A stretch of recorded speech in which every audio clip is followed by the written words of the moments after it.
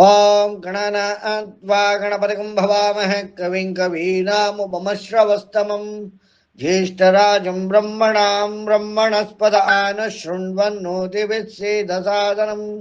ಓಂ ಮಹಾಗಣಪತಯ ನಮಃ. ಓಂ ಪ್ರಣದೇವಿ ಸರಸ್ವತಿ ವಾಜೇಭಿರ್ವಾಜಿನೀವತಿ ಧೀನಾಮವಿತ್ರವತ್ ಆನಾದಿವ ಬೃಹತ ಪರ್ವತಾದ ಸರಸ್ವತಿ ಯಜತಾ ಗಂತು ಯಜ್ಞಂ. ಓಂ ವಾಗ್ದೇವ್ಯೈ ನಮಃ.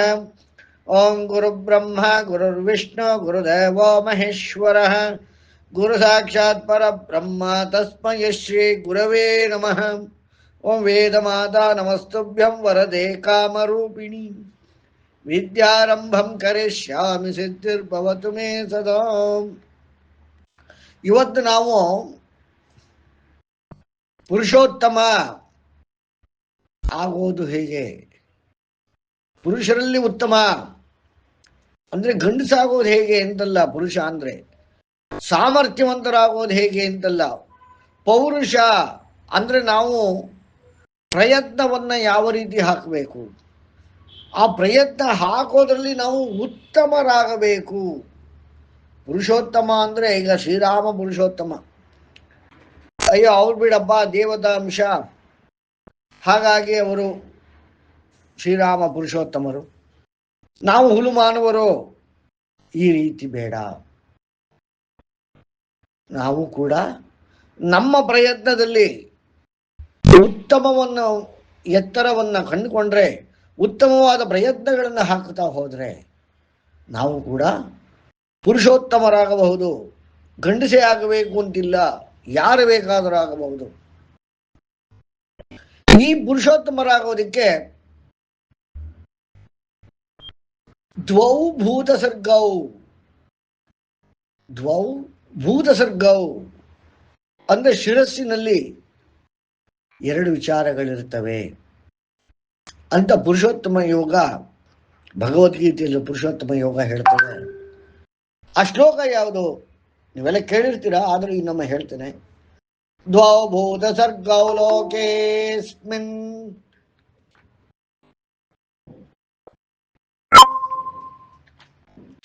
ದ್ವೌ ಭೂತಸರ್ಗೌ ಲೋಕೇಸ್ಮಿನ್ ದೈವ ಆಸುರ ಏವ ಚ ತದ್ ದೈವೋ ವಿಸ್ತರಶ ಪ್ರೋಕ್ತ ಆಸುರಂ ಪಾರ್ಥ ಮೇ ಶೃಣು. ಇದು ಇಲ್ಲಿ ಪಾರ್ಥ, ಆಸುರಂ ಪಾರ್ಥ ಮೇ ಶೃಣು ಅಂತ ಇಲ್ಲಿ ಕೃಷ್ಣ ಹೇಳ್ತಾ ಇದ್ದಾನೆ. ಇಲ್ಲಿ ನೋಡಿ, ಅರ್ಜುನಂಗೆ ಹಲವಾರು ಹೆಸರುಗಳಿದೆ, ಅರ್ಜುನ, ಪಾರ್ಥ. ಈ ಶ್ಲೋಕದಲ್ಲಿ ವ್ಯಾಸರು ಕೃಷ್ಣನ ಬಾಯಲ್ಲಿ ಪಾರ್ಥ ಅಂತಾನೆ ಹೇಳಿಸಿದ್ದಾರೆ. ಪಾರ್ಥ ಅಂದ್ರೇನು? ಪೃಥೆಯ ಮಗ ಪಾರ್ಥ ಅಂದ್ರೆ ಕುಂತಿಯ ನಿಜವಾದ ಹೆಸರು ಪೃಥೆ. ಕುಂತಿಯ ನಿಜವಾದ ಹೆಸರು ಪೃಥೆ, ಅವಳ ಮಗನಾದ್ದರಿಂದ ಪಾರ್ಥ ಅನ್ನೋ ಅರ್ಥವೂ ನಾವು ಅನ್ಕೋಬಹುದು ಮಹಾಭಾರತ ಕಥಾ ಸಂಬಂಧದಲ್ಲಿ. ಆದರೆ ಇಲ್ಲಿ ಹೇಳ್ತಾ ಇರೋದು ಭೂಮಿಗೆ ಸಂಬಂಧಿಸಿರುವ, ಭೂಮಿಯಲ್ಲಿ ಹುಟ್ಟಿರುವ, ಅಂದ್ರೆ ಈ ಭೂಮಿ ನಾವು ವಾಸಿಸುತ್ತಿರುವ ಭೂಮಿಯಲ್ಲಿ ಯಾರ್ಯಾರು ಹುಟ್ಟಿದ್ದೀರಪ್ಪ, ಅವರೆಲ್ಲ ಪಾರ್ಥರೇ. ಹಾಗಾಗಿ ಶ್ಲೇಖದಲ್ಲಿ ಹೇಳ್ತಾ ಇದ್ದಾರೆ, ದ್ವೌ ಭೂತ ಸರ್ಗೌ ಲೋಕೇಸ್ಮಿನ್ ದೈವ ಆಸುರ ಏವ ಚ ದೈವೋ ವಿಸ್ತರಶಃ ಪ್ರೋಕ್ತ ಆಸುರಂ ಪಾರ್ಥ ಮೇ ಶೃಣು. ಸ್ವಲ್ಪ ಇದನ್ನು ನೋಡೋಣ ಏನು ಅಂತಂತ. ಎರಡು ಭೂತಗಳನ್ನ ನಾವು ಆಶ್ರಯ ಮಾಡ್ಕೊಂಡಿದ್ದೀವಿ, ನಾವು ಮಾನವರಾದವರು. ಇಲ್ಲಿ ಮಾನವನ ಸಂಬಂಧಪಟ್ಟಂಗಿದೆ ಅಂದ್ರೆ ನಾವು ಎರಡು ಪಾದಗಳಲ್ಲಿ ನಡಿತೀವಲ್ವ, ಎರಡು ಕಾಲಗಳಲ್ಲಿ ನಡಿತೀವಿ, ಒಂದೊಂದು ಕಾಲಿಗೂ ಒಂದೊಂದು ಪಾದ. ನಾವು ಮಾತ್ರ ನಡಿಬೇಕಾದ್ರೆ ಎರಡು ಕಾಲಲ್ಲಿ ನಡೀತೇವೆ.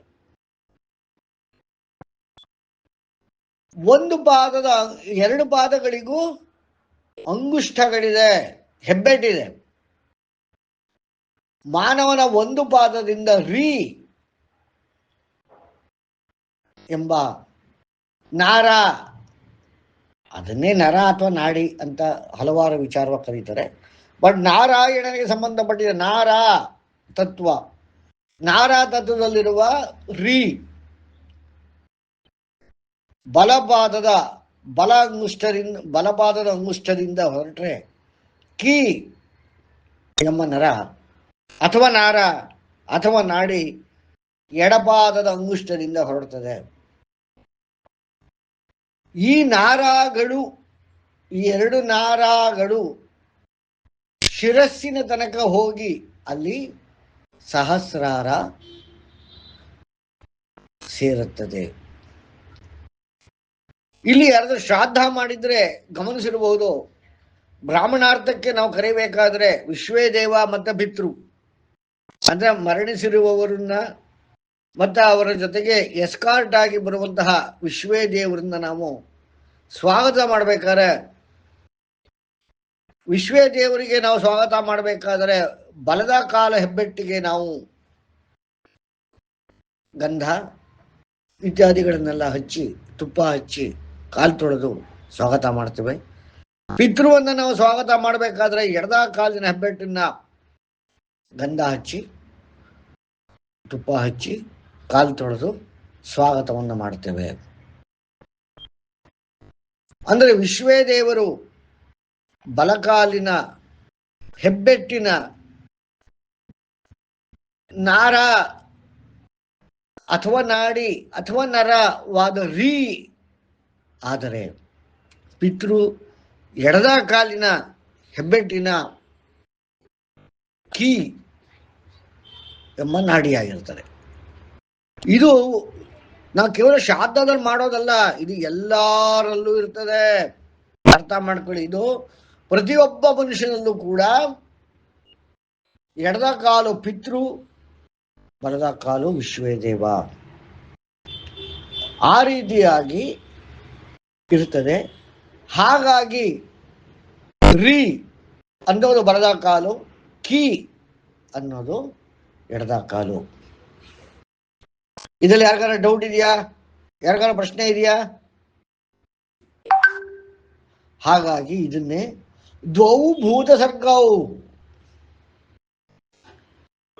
ಈ ರೀತಿ ಆಶ್ರಯ ಮಾಡಿಕೊಂಡಂತಹ ಭೂಮಿಯನ್ನು ಮೆಟ್ಟುತ್ತಿರುವಂತಹ ರೀ ಮತ್ತೆ ಕೀಗಳು ಶಿರಸ್ಸಿನಲ್ಲಿ ಹೋಗಿ ಒಂದಾಗ್ತವೆ, ಸಹಸ್ರಾರದಲ್ಲಿ ಒಂದಾಗ್ತವೆ, ಅಲ್ಲಿ ಸೇರ್ಕೋತವೆ. ಇವೆರಡು ಬೇರೆ ಬೇರೆ ಏನಲ್ಲ, ಒಂದೇ ರೀತಿ ಇರ್ತದೆ. ಎರಡು ಬೇರೆ ಬೇರೆ ಪಾದಗಳಿಂದ ಹೊರಡ್ತದೆ. ಇಲ್ಲಿ ಪುರುಷೋತ್ತಮ ಯೋಗ ಅಂದ್ರೆ ನಮ್ಮ ಪ್ರಯತ್ನ ಏನು ಅಂತಂದ್ರೆ, ಈ ಎರಡು ನರಗಳನ್ನ ಪ್ರಚೋದನೆ ಮಾಡುವುದೇ ಪುರುಷೋತ್ತಮನಾಗಲಿಕ್ಕೆ ಸಾಧ್ಯವಾಗುವುದು. ಪ್ಲೀಸ್ ಎಲ್ಲರೂ ಅರ್ಥ ಮಾಡ್ಕೊಳ್ಳಿ. ಪುರುಷೋತ್ತಮನಾಗಲಿಕ್ಕೆ ಎಲ್ರಿಗೂ ಇಷ್ಟ ಇದೆ, ನಮ್ಗೆಲ್ಲ ಇಷ್ಟ ಇದೆ. ನಾವು ಕಷ್ಟಪಡಬೇಕು, ಪ್ರಯತ್ನ ಹಾಕಬೇಕು, ಸಾಧನೆ ಮಾಡಬೇಕು, ಎಲ್ಲ ಇದೆ. ಅದು ಆಧ್ಯಾತ್ಮಿಕ ಸಾಧನೆ ಒಂದೇ ಅಲ್ಲ. ನಾನು ಹೇಳ್ತಾ ಇರೋದು ಹಣ ಗಳಿಸೋದಿರ್ಬೋದು, ವಿದ್ಯೆ ಗಳಿಸೋದಿರ್ಬೋದು, ಆರೋಗ್ಯ ಗಳಿಸೋದಿರ್ಬೋದು, ಸಂಗೀತ ಕಲಿಯೋದಿರ್ಬೋದು, ವೇದ ಕಲಿಯೋದಿರ್ಬೋದು, ಯಾವ ಇಂಜಿನಿಯರಿಂಗ್ ಮಾಡೋದಿರ್ಬೋದು, ಮೆಡಿಸಿನ್ಸ್ ಮಾಡೋದಿರ್ಬೋದು, ಯಾವುದೇ ಇರ್ಬೋದು. ಬಟ್ ಏನೇ ಮಾಡ್ತೀನಿ ಅಂದ್ರೂ ಏನು ಬೇಕಾದಕ್ಕೆ ಪ್ರಯತ್ನ. ಆದರೆ ಆ ರೀತಿಯಾದ ಆಸೆಗೆ ತಕ್ಕಂಥ ಪ್ರಯತ್ನ ನಾವು ಮಾಡೋದಿಲ್ಲ. ಯಾಕೆ ಅಂತಂದ್ರೆ ಅದಕ್ಕೆ ಅವಶ್ಯಕವಾಗಿರುವಂತಹ ಪ್ರಚೋದನೆ ನಮಗೆ ಸಿಗೋದಿಲ್ಲ. ಆ ಪ್ರಚೋದನೆ ಸಿಗಬೇಕು. ಅದರ ಹಠ ಬಿಡದಂತೆ ನಾವು ಸಾಧನೆಯನ್ನ ಮಾಡಬೇಕು. ಸಾಧನೆ ಅಂದರೆ ದಯವಿಟ್ಟು ಕೇವಲ ಇಲ್ಲಿ ಆಧ್ಯಾತ್ಮ ಅಂತ ಮಾತ್ರ ಅನ್ಕೋಬೇಡಿ, ದೇವರು ಅಂತ ಅನ್ಕೋಬೇಡಿ. ಅದನ್ನು ಸೇರ್ಕೊಂಡಂತೆ ಯಾವುದೇ ರೀತಿಯಾದ ಸಾಧನೆ, ಪ್ರಪಂಚದಲ್ಲಿರುವಂತಹ ಸಕಲ ಸಾಧನೆಗಳು ಕೂಡ ಇದರ ಒಳಗಡೆ ಬರ್ತದೆ. ಒಳ್ಳೆ ಕ್ರಿಕೆಟರ್ ಆಗೋದು, ಒಳ್ಳೆ ಚೆಸ್ ಪ್ಲೇಯರ್ ಆಗೋದು, ಒಳ್ಳೆ ಮಾತುಗಾರನಾಗೋದು, ಒಳ್ಳೆ ಕವಿ ಆಗೋದು, ಎಲ್ಲವೂ ಪ್ರಯತ್ನ. ಈ ಎಲ್ಲ ಆಗಬೇಕು ಅಂತ ಎಲ್ಲರಿಗೂ ಕೇಳಿದ್ರೆ ಎಲ್ಲರಿಗೂ ಒಂದೊಂದು ಕನಸಿದೆ, ಆದರೆ ಪ್ರಯತ್ನವಿಲ್ಲ. ಈ ರೀತಿಯಾದ ಪ್ರಯತ್ನ ಆಗಬೇಕು ಅಂತಂದ್ರೆ ಏನಾಗಬೇಕು? ರೀ ಮತ್ತೆ ಕಿ ಅನ್ನೋ ಈ ಎರಡು ಹೆಬ್ಬೆಟ್ಟಿನ ನರಗಳಲ್ಲಿರುವ ನಾಡಿ ಪ್ರಚೋದನೆಯಾಗಬೇಕು. ಇದಕ್ಕೇನ್ ಮಾಡಬೇಕು? ಪ್ರಚೋದನೆ ಆಗಬೇಕು ಅಂದ್ರೆ ಆ ಎರಡು ನಾಡಿಗಳು ಭೂಮಿಗೆ ತಾಕಬೇಕು. ಅಂದ್ರೆ ನಮ್ಮ ಪಾದ, ನಾವು ಹೇಗೆ ಪಾದವನ್ನು ಭೂಮಿಗೆ ಊರ್ತೇವೆ, ಆ ಹೆಬ್ಬೆಟ್ಟಿನ ಮೇಲ್ಭಾಗದಲ್ಲಿ ನರಗಳಿರ್ತವೆ, ಅಥವಾ ನಾಡಿಗಳಿರ್ತವೆ, ಅಥವಾ ನರಗಳಿರ್ತವೆ. ಅದು ಭೂಮಿಗೆ ತಾಕಬೇಕು ಅಂದ್ರೆ ಏನ್ ಮಾಡ್ಬೇಕು? ನಾವು ಪಾದ ಉಲ್ಟಾ ಮಾಡುವ, ತಳ್ಕೊಂಬುಳ್ಕ ತಲೆಗೆಳಕಾಗದನ್ನ ಭೂಮಿಯನ್ನ ಸ್ಪರ್ಶ ಮಾಡಬೇಕು ಅಂದ್ರೆ ಏನ್ ಮಾಡಬೇಕು? ಆನೆ ರೀತಿಯಲ್ಲಿ ನಾವು ಎರಡು ಕೈಯನ್ನ ಮುಂದಕ್ಕೆ ಊರಿ ಎರಡು ಪಾದಗಳ ಅಂಗುಷ್ಟಗಳ ಮೇಲ್ಭಾಗ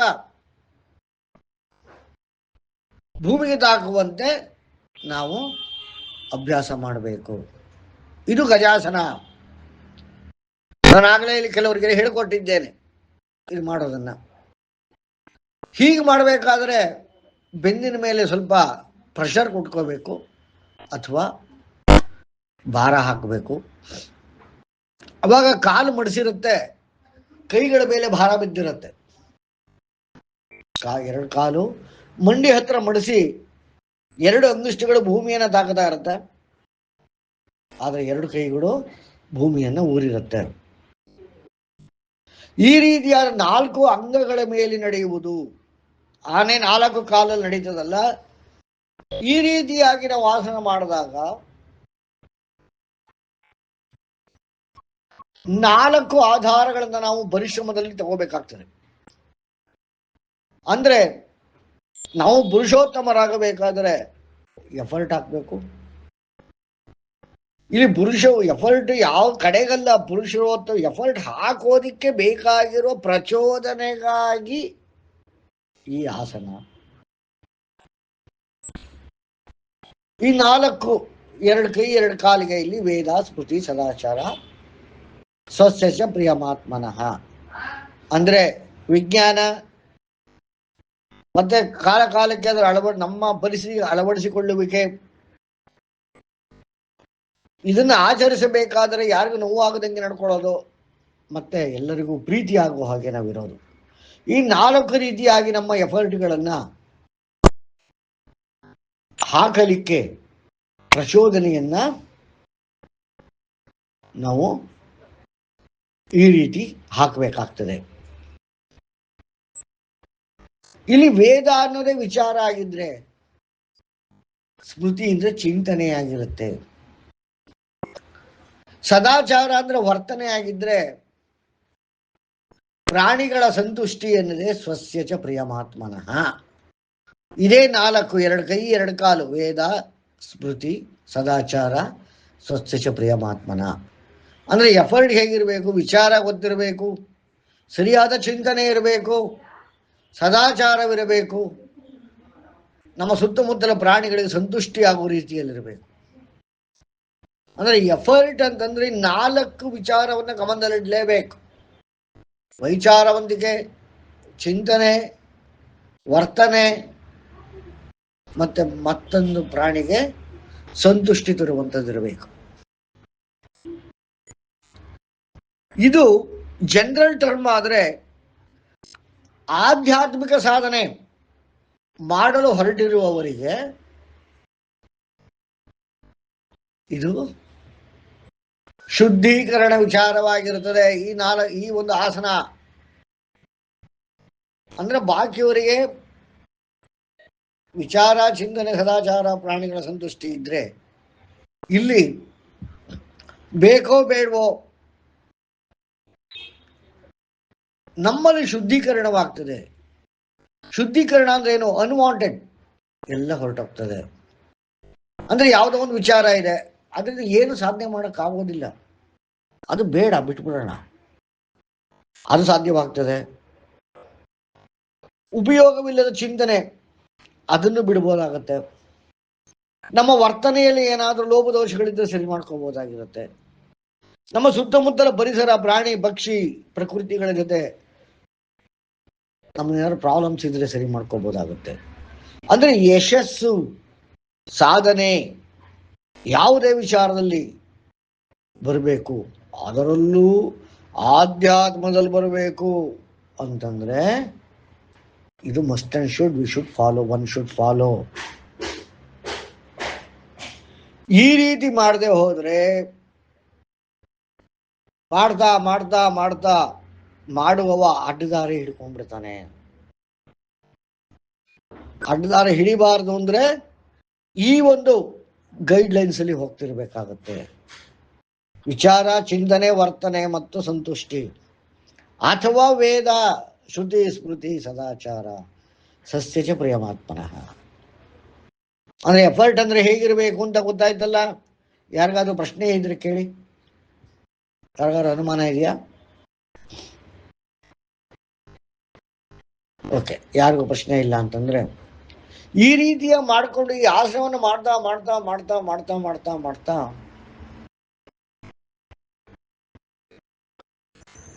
ಮಾಡ್ತಿರೋವನು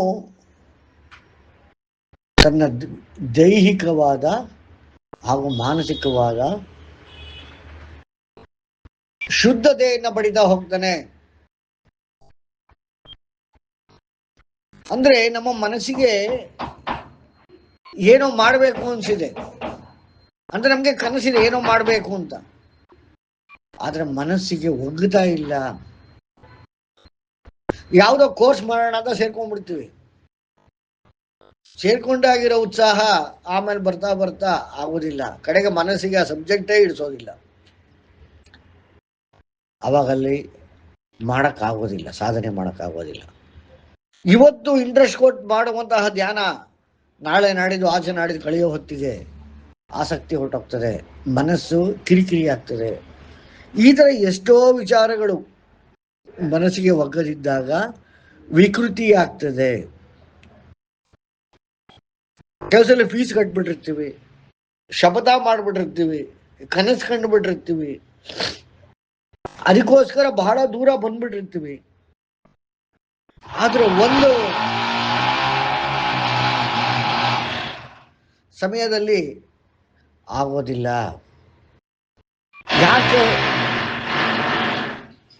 ಏಕೆ ಹಾಗಾಗುತ್ತೆ ಅಂದ್ರೆ ಮನಸ್ಸಿಗೆ ಒಗ್ಗಿರೋದಿಲ್ಲ, ಅದು ವಿಕೃತಿ ಆಗ್ತಾ ಹೋಗುತ್ತೆ. ಹೀಗಾಗಬಾರದು ಅನ್ನೋಕ್ಕೋಸ್ಕರನೇ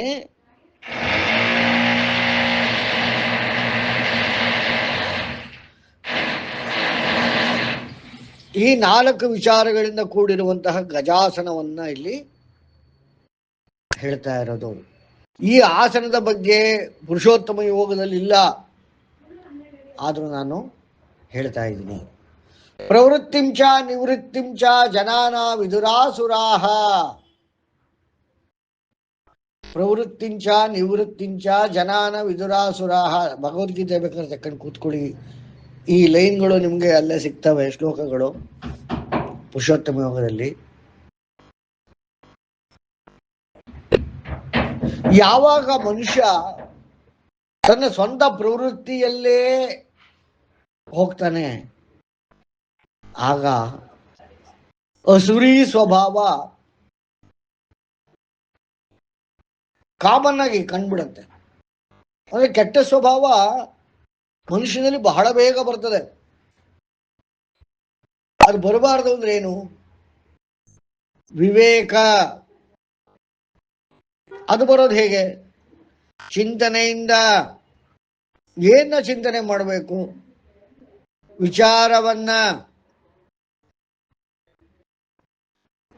ಮಾಡ್ಬೇಕಾದ್ರೆ ವರ್ತನೆ ಸರಿಯಾಗಿರ್ಬೇಕು, ಯಾರಿಗೂ ನಮ್ಮಿಂದ ತೊಂದರೆ ಆಗಬಾರ್ದು ಅನ್ನೋದಿರಬೇಕು. ಇವೆಲ್ಲ ಕಟ್ಟುಪಾಡುಗಳಲ್ಲಿ ಹೋದಾಗ ಅದೇ ವಿವೇಕ. ಅಂದ್ರೆ ಯಾವುದೇ ವಿಚಾರದ ಚಿಂತನೆಯನ್ನ ನಮ್ಮ ವರ್ತನೆಯ ಜೊತೆಗೆ ನಾವು ವಾಸಿಸುತ್ತಿರುವ ಪರಿಸರ, ಪ್ರಕೃತಿ, ಬೇರೆ ಜೀವಗಳಿಗೆ ತೊಂದರೆಯಾಗದಂತೆ ಮುಂದಕ್ಕೆ ತಗೊಂಡು ಹೋಗುವುದೇ ವಿವೇಕ. ಹಾಗೆ ಮಾಡಿದಾಗ ಮಾತ್ರ ಅಸುರಿ ಸ್ವಭಾವ ಕ್ರಮೇಣ ನಮ್ಮಿಂದ ಹೋಗ್ತದೆ. ಹಾಗಾಗಿ ಪ್ರವೃತ್ತಿಂಚ ನಿವೃತ್ತಿಂಚ ಜನಾನ ವಿದುರಾಸುರಾಹ. ಮುಂದಕ್ಕೆ ಹೇಳ್ತಾರೆ ವ್ಯಾಸರು, ಅಸತ್ಯಮ ಪ್ರತಿಷ್ಠಿತಂತೆ ಜಗದಾಹುರನೀಶ್ವರಂ ಅಪರಸ್ಪರ ಸಂಭೂತಂ ಕಿಮನ್ಯತ್ ಕಾಮಹೈತುಕಂ. ಯಾವುದೇ ಮಾಡುವ ಕೆಲಸದಲ್ಲಿ ಎಫರ್ಟ್ ಹಾಕಬೇಕಾದ್ರೆ, ಪ್ರಯತ್ನಶೀಲನಾದಾಗ ಯಾವುದೇ ಕೆಲಸ ಇರ್ಬೋದು, ಅಲ್ಲಿ ಅಸತ್ಯವನ್ನ ಬರಿಗೆ ಸರಿಸ್ತಾ ಬಂದ್ರೆ ಸತ್ಯದ ಬೆಳಕು ಕಾಣಿಸ್ತಾ ಹೋಗುತ್ತೆ. ಅಂದ್ರೆ ಅರ್ಥ ಏನು? ಜೊಳ್ಳು,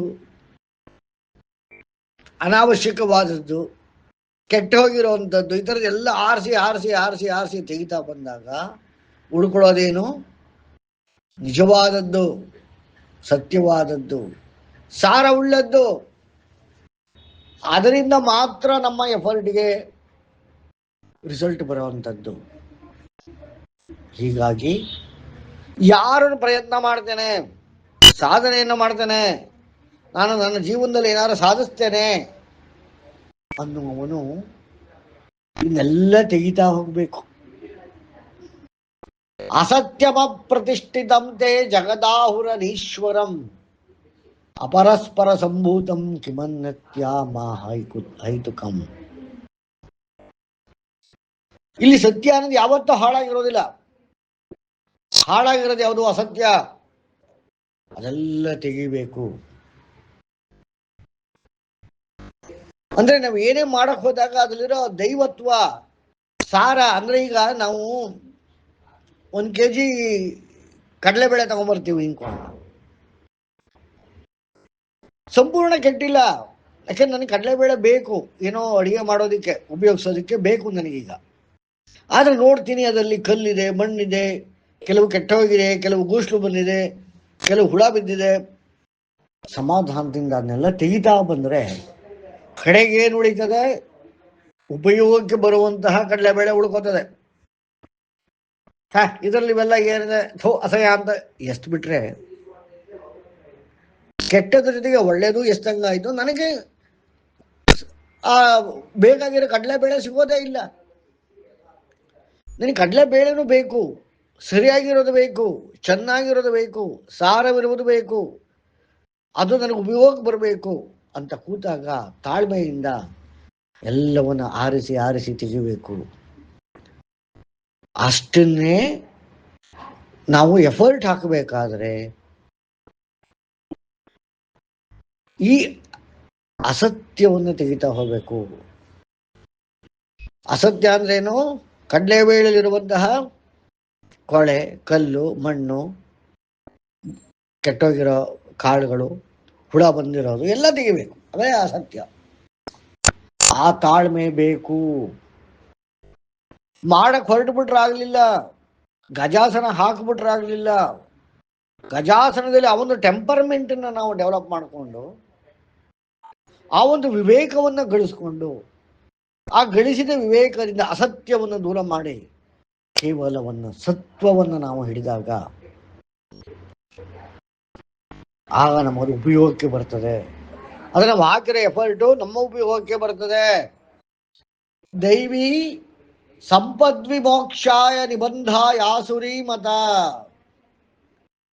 ಯಾವ ಸಾಧಕ ಈ ಅಸುರ ಆಸುರಿ ಸಂಪತ್ತನ್ನ ಬೇರ್ಪಡಿಸ್ತಾ ಹೋಗ್ತಾನೆ ತನ್ನ ಎಫರ್ಟ್ ಅಲ್ಲಿ, ಆಗ ಮಾತ್ರ ದೈವಿ ಸಂಪತ್ತು ಮಾತೃತ್ವವನ್ನ ಪಡೆಯುತ್ತಾ ಹೋಗ್ತಾರೆ. ಅಂದ್ರೆ ತಾಯಿತನವನ್ನ ಪಡಿತಾರೆ, ತಾಯಿ ಸ್ಥಾನವನ್ನು ಗಳಿಸ್ಲಿಕ್ಕೆ ಆರಂಭ ಮಾಡ್ತಾರೆ. ಯಾಕೆಂದ್ರೆ ನಮಗೆ ಬೇಕಾಗಿರೋದನ್ನ ಕೊಡಲಿಕ್ಕೆ. ದೈವಿ ಸಂಪತ್ತು ಮಾತೃತ್ವ ತಗೋಬೇಕೇ ವಿನಃ ಅಸುರಿ ಸಂಪತ್ತಲ್ಲ. ಅಂದ್ರೆ ಇದು ಯಾವ ವಿಭಾಗ ಆಯ್ತು? ದೈವಾಸುರ ಸಂಪತ್ ವಿಭಾಗ ಯೋಗ. ಈ ರೀತಿಯಾಗಿ ನಾವು ಯಾವುದೇ ಎಫರ್ಟ್ ಹಾಕಿದ್ರು ಈ ಭೂಮಿಯಲ್ಲಿ ಈ ಕ್ರಮದಲ್ಲಿ ನಾವು ಮಾಡಬೇಕು. ಅಂದ್ರೆ ಜೀವನ ಕ್ರಮವೇ ಹೀಗಿರಬೇಕು. ಅಸುರಿ ಭಾವ ಯಾವಾಗ ಅದು ಸಪರೇಟ್ ಆಗ್ತಾ ಹೋಗ್ತದೆ ನಮ್ಮ ಎಫರ್ಟ್ ಅಲ್ಲಿ, ಆಗ ಕೇವಲ ದೈವಿ ಭಾವ ಉಳಿತಾ ಹೋಗ್ತದೆ. ಆಗ ನಮ್ಮ ಎಫರ್ಟ್ಗೆ ಫಲ ಬರಲಿಕ್ಕೆ ಆರಂಭ ಆಗ್ತದೆ. ನ ಶೌಚಂ ನಾಪಿ ಚಾಚರೋ ನ ಸತ್ಯಂ ತೇಷು ವಿದ್ಯತೆ. ಇದನ್ನೇ ಇಲ್ಲಿ ಶೌಚ, ಕ್ಲೆನ್ಲಿನೆಸ್ ಅಥವಾ ಮಡಿ ಮಾಡೋದು, ಮೈಲ್ಗೆ ಆಗೋದು ಅನ್ನೋದಕ್ಕೆ ಅರ್ಥ ಇಲ್ಲಿದೆ ನೋಡಿ. ನ ಶೌಚಂ ನಾಪಿ ಚಾಚರೋ ನ ಸತ್ಯಂ ತೇಷು ವಿದ್ಯತೆ. ಇಲ್ಲಿ ಶೌಚ ಅಂದ್ರೆ ಕ್ಲೆನ್ಲಿನೆಸ್ ಅಂದ್ರೆ ಕೇವಲ ಮಡಿ ಮೈಲ್ಗೆ ಅಂತಲ್ಲ, ವಿಚಾರಗಳ ಶುದ್ಧೀಕರಣ. ಕೇವಲ ಸ್ನಾನ ಮಾಡ್ಕೊಂಡ್ಬಂದು ವಿಭೂತಿ ಇಟ್ಕೊಂಡು ಕೂತ್ಕೊಂಡ್ಬಿಟ್ರೆ ದೇಹ ಶುದ್ಧ ಆಯ್ತು, ಸರಿ. ಆದರೆ ವಿಚಾರಗಳ ಶುದ್ಧೀಕರಣ ಆಗಬೇಡವೆ? ನಾವೆಲ್ಲ ನೀಟಾಗಿ ಬಟ್ಟೆ ಹಾಕೊಂಡು ಮಡಿ ಉಟ್ಕೊಂಡು ಎಲ್ಲ ಮಾಡ್ಕೊಂಡು ದೇವರ ನಮಸ್ಕಾರ ಮಾಡ್ಕೊಂಡು ನಾವು ಎಫರ್ಟ್ ಆಗಿ ಶುರು ಮಾಡಿದಾಗ ವೈಚಾರಿಕತೆಯಲ್ಲೇ ಆಸುರಿ ವಿಚಾರಗಳಿದ್ದರೆ, ಅಂಶಗಳಿದ್ದರೆ, ದೈವಿಕ ಅಂಶಗಳೇ ಗೋಚರವಾಗದಿದ್ದರೆ ಅಷ್ಟೆಲ್ಲ ಮಾಡಿ ಏನ್ ಪ್ರಯೋಜನ ಆಯ್ತು? ಇಷ್ಟೆಲ್ಲ ಮಾಡೋದೇನು? ಮಡಿ ಮೈಲ್ಗೆ ಇವೆಲ್ಲ ಮಾಡ್ತೀವಿ ಅಂತಂದ್ರೆ ಶೌಚಕ್ಕಾಗಿ, ಅಂದ್ರೆ ವಿಚಾರಗಳ ಶುದ್ಧೀಕರಣ, ದೇಹ ಶುದ್ಧೀಕರಣಕ್ಕೆ ಶೌಚಾಲಯ ಇರುವುದು ದೇಹದ ಶುದ್ಧೀಕರಣ, ಅಂಗಾಂಗಗಳ ಶುದ್ಧೀಕರಣ. ಇಲ್ಲಿ ಹೇಳ್ತಾ ಇರೋದೇನು? ನ ಶೌಚಂ ನಾಪಿ ಚಾಚರೋ ನ ಸತ್ಯಂ ತೇಷು ವಿದ್ಯತೆ. ಈ ಕೇವಲ ದೇಹದಲ್ಲಪ್ಪ, ವಿಚಾರಗಳ ಶುದ್ಧೀಕರಣ ಮಾಡ್ಕೋಬೇಕಾಗಿದೆ. ಅಂದ್ರೆ ಅರ್ಥ ಏನು? ನಾವು ಮಾಡುತ್ತಿರೋ ವಿಚಾರದಲ್ಲಿ ಆಸುರಿ ಸಂಪತ್ತು ಯಾವುದು, ದೈವಿ ಸಂಪತ್ತು ಯಾವುದು, ಅದನ್ನು ವಿವೇಕದಿಂದ ಬೇರೆ ಮಾಡ್ತಾ ಮಾಡ್ತಾ ಮಾಡ್ತಾ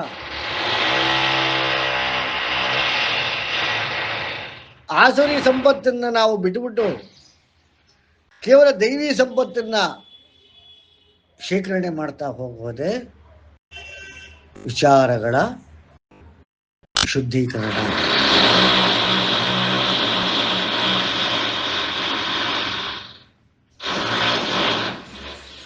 ಇದಕ್ಕೆ ಈ ಶುದ್ಧಿ ಕಾರ್ಯ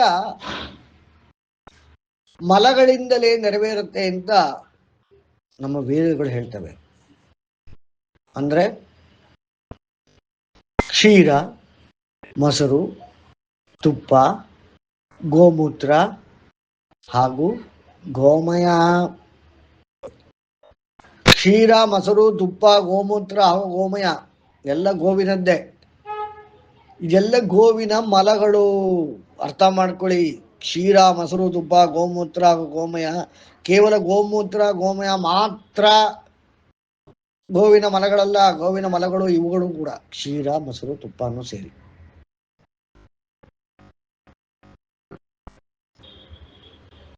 ಇವುಗಳನ್ನು ಉಪಯೋಗ ಮಾಡಿ ಕೂಡ ನಾವು ವಿಚಾರವನ್ನ ಶುದ್ಧಿ ಮಾಡ್ಕೋಬಹುದು. ಅಂದ್ರೆ ನಮಗೊಂದು ಎಫರ್ಟ್ ಹಾಕ್ಬೇಕಾದ್ರೆ ಒಂದು ಅಪೇಕ್ಷೆ ಅನ್ನೋದು ಇದ್ದೇ ಇರ್ತದೆ. ಅಂದ್ರೆ ಇಲ್ಲಿ ಕಾಮ ಹೋಗಿಲ್ಲ, ಅಂದ್ರೆ ಅಪೇಕ್ಷೆ. ಕಾಮ ಅನ್ನೋದು ಅಪೇಕ್ಷೆ ರೂಪದಲ್ಲಿದೆ. ಸಾಧನೆ ಇಂಥದ್ದು ಬೇಕು ನನಗೆ, ಅದಕ್ಕೋಸ್ಕರ ಇದೆಲ್ಲ ನಾವು ಇಷ್ಟೆಲ್ಲ ಮಾತಾಡ್ತಿರೋದು ಏನು? ಒಂದು ಪುರುಷೋತ್ತಮರಾಗೋದಿಕ್ಕೆ. ಅಂದ್ರೆ ನಾನು ಎಫರ್ಟ್ ಹಾಕಬೇಕು. ಯಾಕೆ ಹಾಕಬೇಕು ಅನ್ಕೋತಾ ಇದ್ದೀನಿ? ಇದು ಬೇಕು. ಅದು ಆಧ್ಯಾತ್ಮವೋ ಸಾಂಸಾರಿಕವೋ ಯಾವುದೋ ಒಂದು, ಅಂದ್ರೆ ಒಂದು ಅಪೇಕ್ಷೆ ಇದೆ. ಯಾವುದೇ ಪ್ರಯತ್ನದ ಹಿಂದೆ ಅಪೇಕ್ಷೆ ಇರ್ತದೆ. ಅಂದ್ರೆ ನಾವು ಮಾಡುವಂತಹ ಯಾವುದೇ ಒಂದು ಪ್ರಯತ್ನ ಕ್ರಿಯೆ ಹಿಂದೆ ಒಂದು ಅಪೇಕ್ಷೆ ಇರ್ತದೆ. ಅಂದ್ರೆ ಕಾಮ ಇರ್ತದೆ. ಅದಕ್ಕೆ ಮತ್ತೊಂದು ಶ್ಲೋಕ ಹೇಳ್ತದೆ, ಕಾಮಮಾಶ್ರಿತ್ಯ ದುಷ್ಟೂರಂ ದಂಭಮಾನ ಮದಾನ್ವಿತಾಃ ಮೋಹಾತ್ ಗೃಹೀತ್ವಾಸದ್ ಗ್ರಾಹಾನ್ ಪ್ರವರ್ತಂತೆ ಶುಚಿವ್ರತಾಃ. ಅದಕ್ಕೆ ಹೇಳ್ತಾರೆ, ನೋಡಪ್ಪ ನೀನು ಅಪೇಕ್ಷೆ ಪಟ್ಟು ಮಾಡುತ್ತಿರುವಾಗ ಕೈಕಾಲು ತೊಳ್ಕೊಂಡೆ, ಹೌದು ಅದು ಕೇವಲ ಒಂದು ಬಾಹ್ಯ ಶುದ್ಧೀಕರಣವಾಯಿತು. ವಿಚಾರ, ನಾವು ಮಾಡುತ್ತಿರುವ ವಿಚಾರವನ್ನು ವಿಮರ್ಶೆ ಮಾಡಪ್ಪ, ಆಗ ವೈಚಾರಿಕತೆ ಶುದ್ಧೀಕರಣವಾಗ್ತದೆ. ನಾವು ಮಾಡುವ ಕಾರ್ಯದಲ್ಲಿ ಯಾವ್ಯಾವುದು ಫಲ ಬರುತ್ತೆ ಅಂದ್ರೆ ಅರ್ಥ ಮಾಡ್ಕೊಳ್ಳಿ. ನಾವು ಮಾಡುವ ಕ್ರಿಯೆಗಳಲ್ಲಿ ಎಫರ್ಟ್, ಹಾಕುವ ಎಫರ್ಟ್ ಅಲ್ಲಿ ಎಷ್ಟು ಒಳ್ಳೆಯ ರೀತಿಯಾದ ಫಲಗಳು ಬರ್ತವೆ, ಎಷ್ಟು ರೀತಿಯಾದ ಕೆಟ್ಟ ಫಲಗಳು ಬರ್ತವೆ. ಒಳ್ಳೆಯ ಫಲಗಳೆಲ್ಲ ದೈವಿ ಸಂಪತ್ತು ಇಂದ ಬಂದಿರುವಂಥದ್ದು, ಕೆಟ್ಟ ಫಲಗಳೆಲ್ಲ ಅಸುರಿ ಸಂಪತ್ತಿನಿಂದ ಬಂದಿರದ್ದು. ಈ ರೀತಿಯಾಗಿ ದೈವಿ ಸಂಪತ್ತಿಂದ ಬಂದಂತಹ ಒಳ್ಳೆಯ ಫಲಗಳೇ ಸಾಧಕನಲ್ಲಿ ಶುಚಿ. ಶೌಚಕ್ಕೆ ಪ್ರಯತ್ನ ಮಾಡಿದಾಗ ದೊರಕಿದ್ದು ಶುಚಿ. ಈ ರೀತಿ ಗಜಾಸನವನ್ನು ಮಾಡುತ್ತಾ ಈ ರೀತಿಯಾಗಿ ಎಫರ್ಟ್ಗಳನ್ನು ಹಾಕುತ್ತಾ ಹೋದಾಗ ಸಾಧಕನ ದೇಹ ಹಂತ ಹಂತವಾಗಿ ನಿಧಾನಕ್ಕೆ ಶುದ್ಧಿ ಆಗ್ತಾ ಹೋಗುತ್ತೆ. ಆ ಶುಚಿ ಅವನಲ್ಲಿ ಮನೆ ಮಾಡಿದಂತಹ ಶುಚಿತ್ವವೇ ಪರಿವರ್ತನೆಯನ್ನ ತರ್ತದೆ. ಇದನ್ನ ಅರ್ಥ ಮಾಡ್ಕೋಬೇಕು. ಈ ಸೀಕ್ರೆಟ್ನ ನಾವು ತಿಳ್ಕೋಬೇಕು. ನಾವು ಮಾಡುವಂತಹ ಕೆಲಸದಲ್ಲಿ ಅಥವಾ ಪ್ರಯತ್ನದಲ್ಲಿ ಅಸುರಿ ಸ್ವಭಾವವನ್ನು ತೆಗೆದುಹಾಕಿ ಕೇವಲ ದೈವಿ ಸಂಪತ್ತನ್ನು ಉಪಯೋಗಿಸ್ಕೊತಾ ಬಂದಾಗ ಒಳ್ಳೆಯ ಫಲಗಳು ಬರ್ತದೆ. ಆ ಒಳ್ಳೆಯ ಫಲಗಳೇ ನಮ್ಮಲ್ಲಿ ಶುಚಿಯನ್ನು ಉಂಟು ಮಾಡುತ್ತದೆ. ಈ ಶುಚಿ ಎನ್ನುವುದೇ ನಮ್ಮಲ್ಲಿ ಪರಿವರ್ತನೆಯನ್ನು ತರ್ತದೆ. ಇದು ಹಂತ ಹಂತಗಳಲ್ಲಿ ಜರುಗ್ತಾ ಬರ್ತದೆ ಅನ್ನುವುದು ಇಲ್ಲಿ ಇವತ್ತಿನ ಒಂದು ವಿಚಾರ. ಯಾರಿಗಾದ್ರೂ ಪ್ರಶ್ನೆ ಇದ್ರೆ ಕೇಳಿ.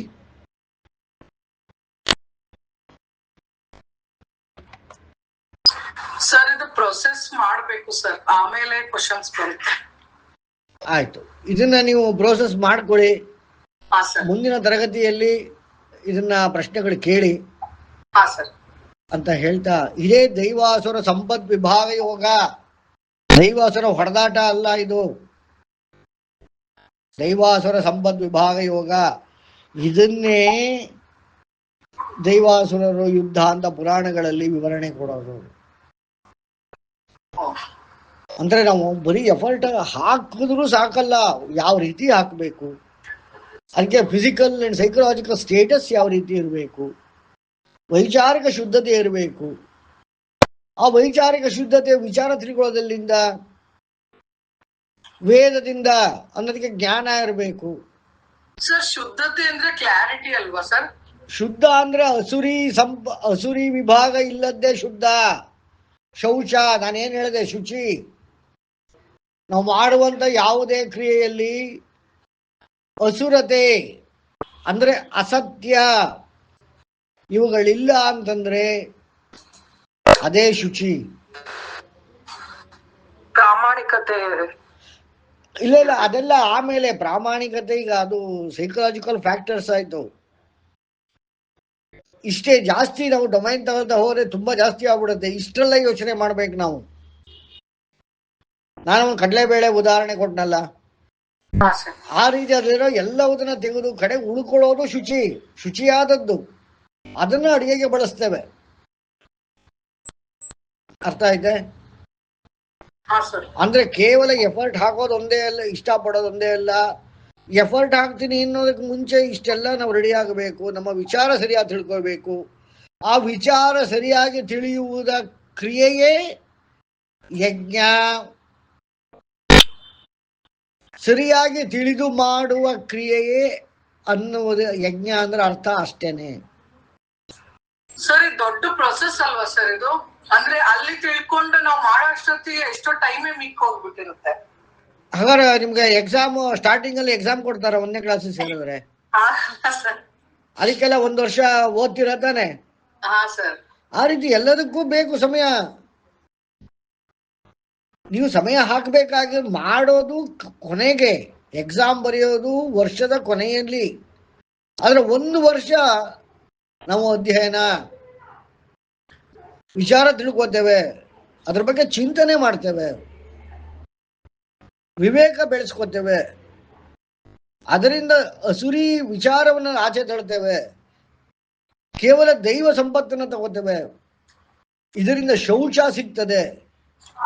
ಈ ಶುಚಿಯಾಗಿ ಮಾಡುವುದರಿಂದ ನಮಗೆ ಸರಿಯಾದ ಫಲ ದೊರಕ್ತದೆ. ಎಫರ್ಟ್ ಹಾಕಿದಾಗ ಆ ಬಂದಂತ ಸರಿಯಾದ ಫಲಗಳು, ಒಳ್ಳೆಯ ಫಲಗಳು ನಮ್ಮಲ್ಲಿ, ಅದೊಂದೇ ನಮ್ಮಲ್ಲಿ ಪರಿವರ್ತನೆಯನ್ನು ತರ್ತದೆ, ಧನಾತ್ಮಕ ಪರಿವರ್ತನೆ ತರ್ತದೆ.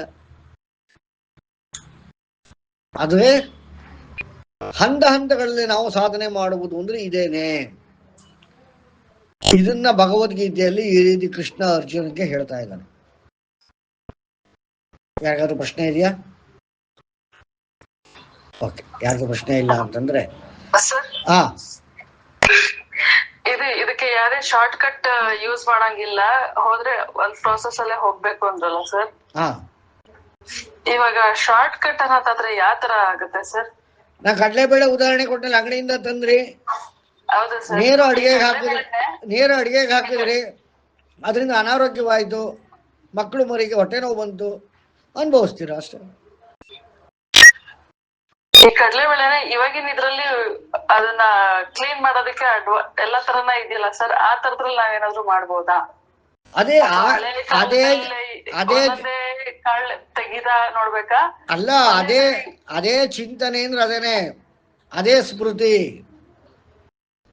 ನೀವು ಹೇಗಾರ ಮಾಡ್ಕೊಳ್ಳಿ, ಮಿಷಿನ್ ಹಾಕಿ ಮಾಡ್ಕೊಳ್ಳಿ, ಆಟೋಮೆಟಿಕ್ ಮಾಡ್ಕೊಳ್ಳಿ, ಕೂತ್ಕೊಂಡು ನೀವೇ ಆರಿಸಿ, ಬಟ್ ಯೂಸ್ ಮಾಡಕ್ ಮುಂಚೆ ಅದು ಕ್ಲೀನ್ ಆಗಿರ್ಬೇಕಷ್ಟೆ. ಆ ಕ್ಲೀನ್ ಆಗಿರ್ಬೇಕು ಅನ್ನೋದು ಮುಖ್ಯ. ಅರ್ಥ ಆಯ್ತಾ? ಓಂ ಗಣನಾನ್ವಾ ಗಣಪತಿಂ ಭವಾಮಹೇ ಕವಿಂ ಕವೀನಾಮುಪಮಶ್ರವಸ್ತಮಂ ಜ್ಯೇಷ್ಠರಾಜಂ ಬ್ರಹ್ಮಣಾಂ ಬ್ರಹ್ಮಣಸ್ಪದಾನ ಶೃಣ್ವನ್ನೋತಿಭಿಸ್ಸೇದಸಾದನಂ. ಓಂ ಮಹಾಗಣಪತಯೇ ನಮಃ. ಓಂ ಪ್ರಣದೇವಿ ಸರಸ್ವತಿ ವಾಜೇಭಿರ್ವಾಜಿನೀವತಿ ಧೀನಾಮವಿತ್ರವತು ಆನೋ ದಿವೋ ಬೃಹತ ಪರ್ವತಾದ ಸರಸ್ವತಿ ಯದಾಗಂತು ಯಜ್ಞಂ. ಓಂ ವಾಗ್ದೇವ್ಯೈ ನಮಃ.